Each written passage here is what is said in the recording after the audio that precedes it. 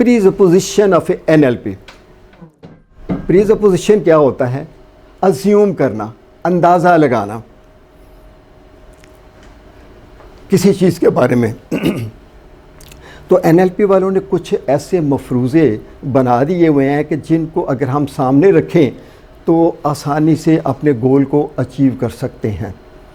تو مفروضہ بذات خود تو نہیں حل ہوتا، لیکن کسی چیز کو حل کرنے کے لیے مدد دیتا ہے.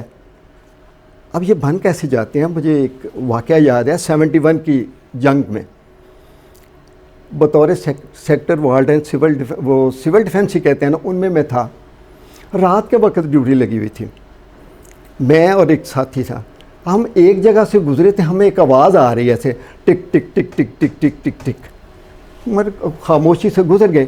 دوبارہ گھنٹے کے بعد آئے تو پھر آواز آ رہی ہے، اور پھر کچھ دیر کے بعد آئے تو پھر آواز آ رہی ہے. اب سوچ رہے ہیں کہ یہ کیا ہو رہا ہے.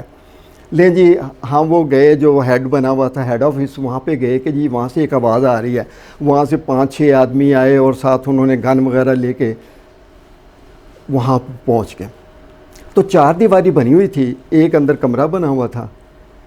جب وہ اوپر سے جا کے انہوں نے جھانکا، دیکھا، دروازہ کھلوایا، کیا کیا، جب اندر گئے تو ایک بھینس ایسے ایسے سینگ کو مار رہی تھی. اب ہم نے کیا کیا؟ وہ ہماری ازمپشن تھی، ہم نے ازیوم کر لیا کہ یہاں پہ کوئی خطرناک چیز ہے. اور ایوری ڈے لائف میں ہم اس طرح ازیوم بھی کر رہے ہوتے ہیں. اور اگر آپ غور کریں تو آپ کا جو گول ہے وہ بھی ایک ازمپشن ہے، لیکن جب آپ اس کو ریپیٹڈلی کرتے ہیں تو پھر آپ کی اچیومنٹ ہوتی ہے. بلکہ جتنی بھی آج تک انوینشن ہوئی ہیں سب کی بنیاد ازمپشن ہے. You do agree? کیونکہ پہلے ازیوم کریں گے، راستے پھر بنتے ہیں. تو گول حاصل کرنے کے لیے یہ بڑی امپورٹنٹ ہے. جب ازیوم کر کے اس کے اوپر کام کرتے ہیں تو آسانی ہو جاتی ہے. سو انہوں نے کچھ چند ایک میں یہاں پہ بیان کروں گا جو امپورٹنٹ ہے، ان کی بات کرنے لگا ہوں. اگر ایک شخص کچھ کر سکتا ہے تو ہر کوئی یہ سیکھ سکتا ہے. If one can do something, everyone can learn that. ذرا امیجن کیجئے گا ایک لمحے کے لیے کہ اگر کار کسی کو نہ چلانی آتی ہوتی تو پھر کیا کرتے؟ کسی کو بھی نہ چلانی آتی ہوتی تو کیا اتنے جلدی آپ کمپیٹنٹ بن سکتے تھے؟ نہیں بن سکتے تھے. تو آپ نے کیا کیا کہ کار سیکھنے کے لیے اگر اس کا مینول لیتے ہیں اور پڑھتے ہیں، کبھی تو آپ بھول جائیں گے اچھا یہ اسٹیئرنگ ہے، یہ اس کا ایکسلریٹر ہے، اچھا یہ بریک ہے، یہ کلچ ہے، اور پھر دیکھنا، پھر پڑھنا، پھر دیکھنا. It takes a lot of time. تو آپ نے ایک کمپیٹنٹ ڈرائیور کو دیکھا، اس نے آپ کو تھوڑے ہی عرصے میں یہ سمجھا دیا کہ اچھا یہ اس کی کلچ ہے، یہ بریک ہے، اور آپ نے اس کے اوپر تھوڑی ریہرسل کر لی تو آپ آسان ہو گئے. اپنی زندگی میں اگر آپ اس فارمولے کو اپلائی کر رہے ہیں، فار ایگزامپل ایک پبلک اسپیکر نہیں ہے، اگر وہ یہ رکھتا ہے ذہن میں کہ جی فلاں شخص بول سکتا ہے تو میں بھی بول سکتا ہوں، یہ ازمپشن اس کو موٹیویٹ کرے گی. تو یہ ہر جگہ پہ اپلائی ہوگی، زندگی کے ہر جگہ پہ یہ اس لیے اپلائی ہونا ہے. لیکن جب ہم جان رہے ہوں گے، جب ہم کرنا چاہیں گے تو یہ بڑا امپورٹنٹ پریزپوزیشن تھا. میں نے کہا اس کے اوپر ضرور ٹاک کرنی چاہیے مجھے. اس کے بعد دوسری بات ہے، اگر کوئی ایک بار کچھ کر سکتا ہے تو وہ بار بار کر سکتا ہے. If one can do something one time, he can do it again and again. وہ ملٹن ایچ ارکسن یہ میڈیکل ہپنوسس کا بانی بھی ہے. اس نے ایک مرتبہ باسکٹ بال کے کھلاڑی سے پوچھا کہ اگر آپ کو 3 گول کنزیکٹیو کرنے پڑیں تو کر لیں گے؟ جی ہاں کر لوں گا.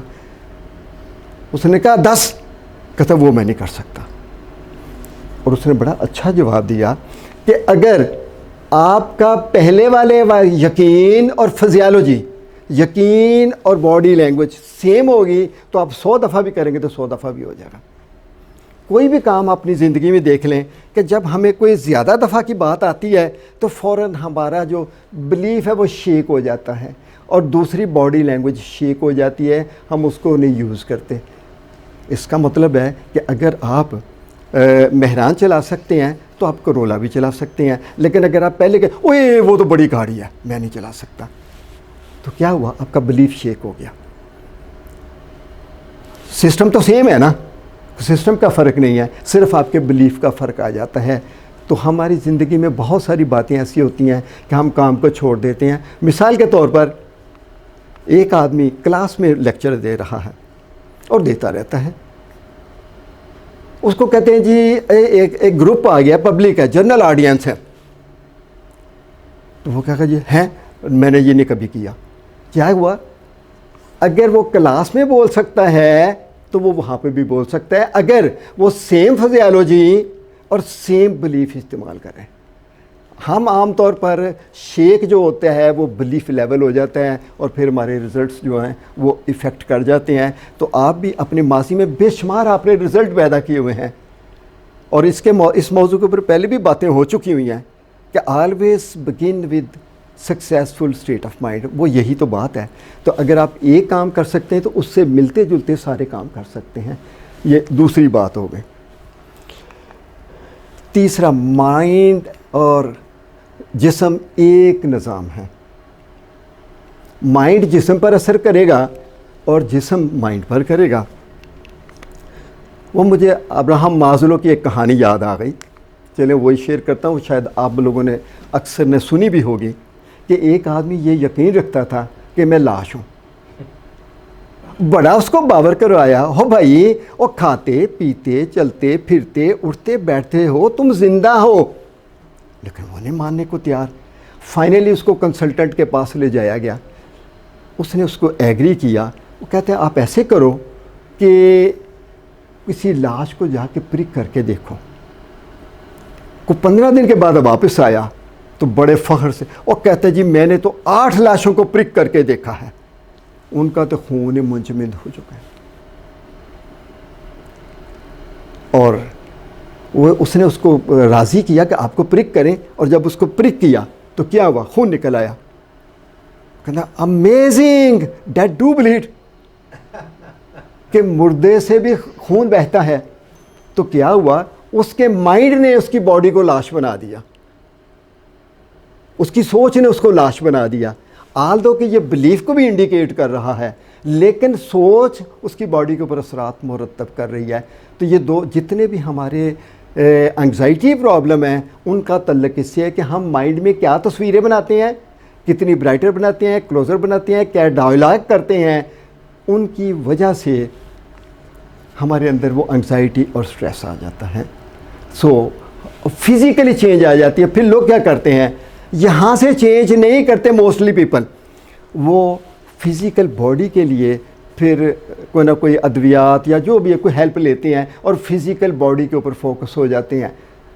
اور آپ نے یہ بھی سنا ہوگا، آپ کے تجربے میں آیا ہوگا کہ کچھ لوگ ٹھیک ہو جاتے ہیں۔ کیوں؟ وائی؟ اس لیے ٹھیک ہو جاتے ہیں کہ ان کی باڈی میں چینج آئی اور اس چینج نے مائنڈ کو پھر امپریس کر دیا اور وہ رزلٹ آ گیا۔ تو یہ دونوں NLP میں ہم کہتے ہیں از اے ون سسٹم، باڈی اور دونوں ایک سسٹم ایک نظام کے تحت چلتے ہیں۔ اگر آپ کوئی چیز کرنا نہیں جانتے تو سیکھ لیں، آلدو کہ اٹ واز ناٹ NLP پریزپوزیشن، یہ میرا پریزپوزیشن ہے۔ میں نے اس کو اڈاپٹ کیا تھا 94 میں، اور اڈاپٹ کرنے کے لیے مجھے سپورٹ کیا تھا ڈاکٹر صداقت نے۔ اب جب وہ آئیں گے، آ جائیں گے انشاءاللہ ہمارے ساتھ ہوں گے، تو اس وقت یہ بات شیئر کروں گا کہ کون سی اس کی بات تھی کہ جس کے بعد میں نے یہ کہا، اور آج تک میں اس کو اپلائی کر رہا ہوں۔ بڑی سمپل بات ہے، جو نہیں آتا سیکھ لیں۔ بھئی آپ نے کتنے کام سیکھے ہیں؟ آپ نے ABC سیکھی ہے، آپ نے الف ب سیکھی ہے، اور آپ نے کار چلانے سیکھی ہے۔ You have learned a lot of things. جب آپ کا اس طرح کا بلیف ہوگا تو it plays very important role. وہ لوگ جو مجھے قریب سے جانتے ہیں، وہ 94 سے لے کر اب تک جو خاص جانتے ہیں، صداقت تو خیر بہت اچھی طرح جانتا ہے، وہ ڈفرینس نوٹ کرے گا۔ اور میں نے اپنی زندگی میں صرف اس پریزپوزیشن کو اپلائی کیا ہے، and I got the result and still continue.